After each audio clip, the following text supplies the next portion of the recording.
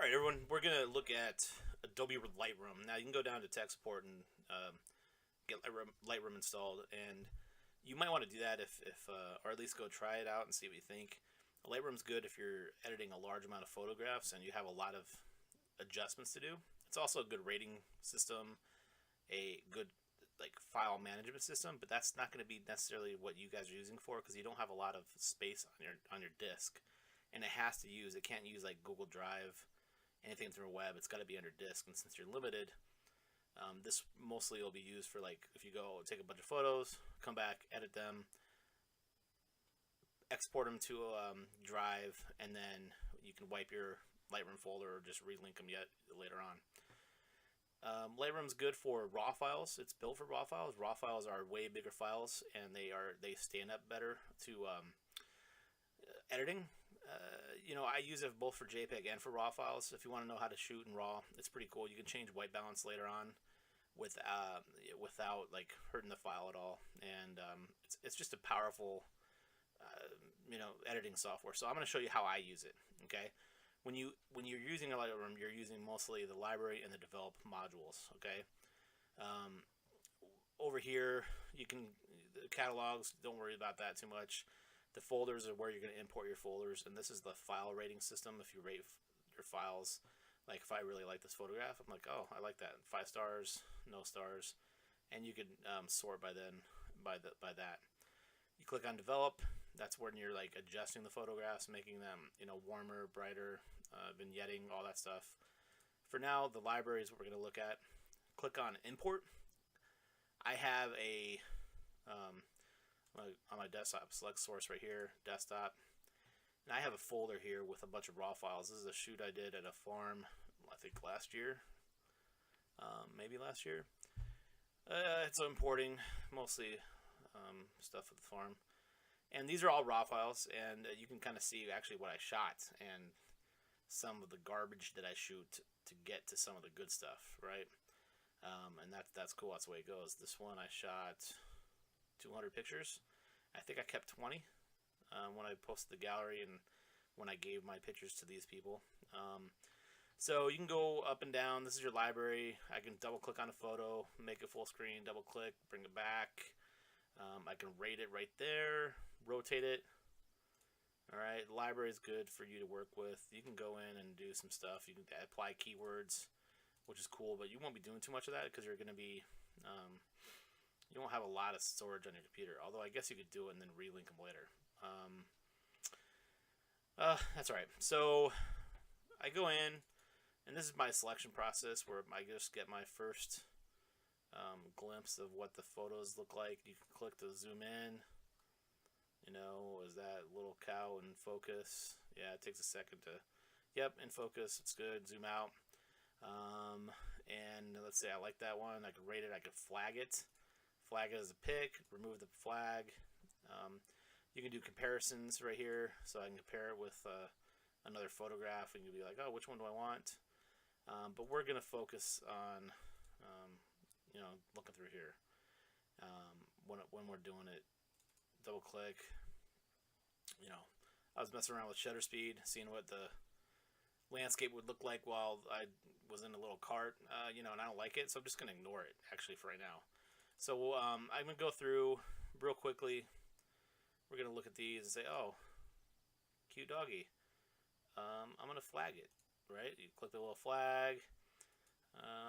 Over here, I like that one. And I mean, I don't, but I'm just saying I do. Whatever. Flag it. And I can filter it. I can look at my flagged photos only. And now I'm looking at my pics. And I can go to uncheck that. Oops. Filters off. Go back. There's a lot of different ways to do it. But the power of Lightroom comes in when you're looking at, for instance, let's just look at that series right there. So I have 1, 2, 3, 4, 5, 6 shots that I took of the same location, the same lighting, the same color, and everything like that, right? So I'm going to go with this first one, and I'm going to go to the develop module because I want to adjust it. And this photo is a little dark. You can look at the histogram. I don't have a lot of highlights. The highlights that I do have are like outside, so I don't really care about them. So I'm going to brighten this up a little bit. That was too much. I'm going to increase the exposure. And increase the contrast by darkening the darks up a little bit. Clarity you can mess with, generally not a lot. It does crazy, like that's real crazy. It's like an Instagram filter, but we're not doing Instagram filters.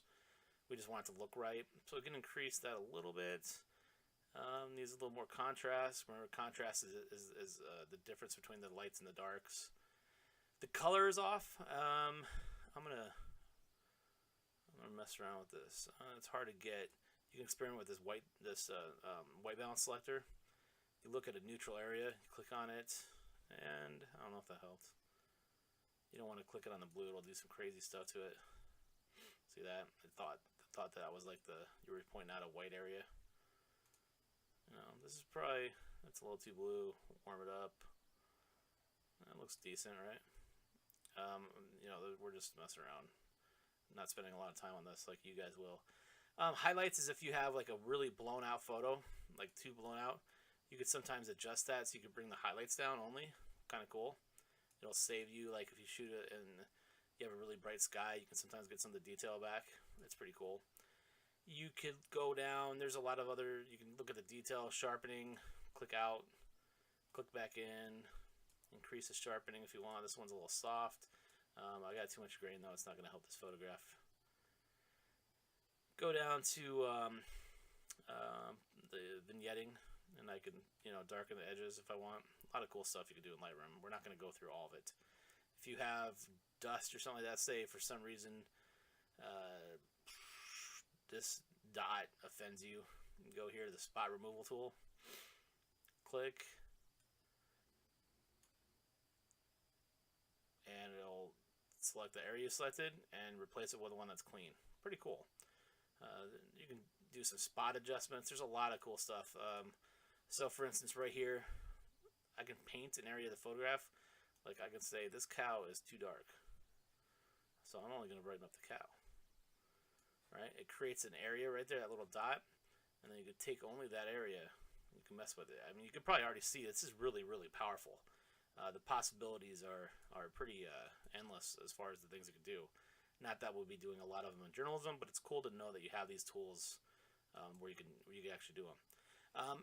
But Lightroom's, I think the coolest thing about it is I have all these photos, and instead of opening them up individually, right, and Photoshop and having to adjust each one, since I know these are all real similar, and I've fixed this one, which, whatever, I'll say I like it, I'm going to press, I'm using a Windows computer. I cannot remember what the Mac version is. It might be Command. I'm going to select the rest of them. I'm going to click Sync, and I'm going to check all except for cropping. What it's doing is it's taking your first reference photo, and it's going to apply the settings to the other ones. Press Sync.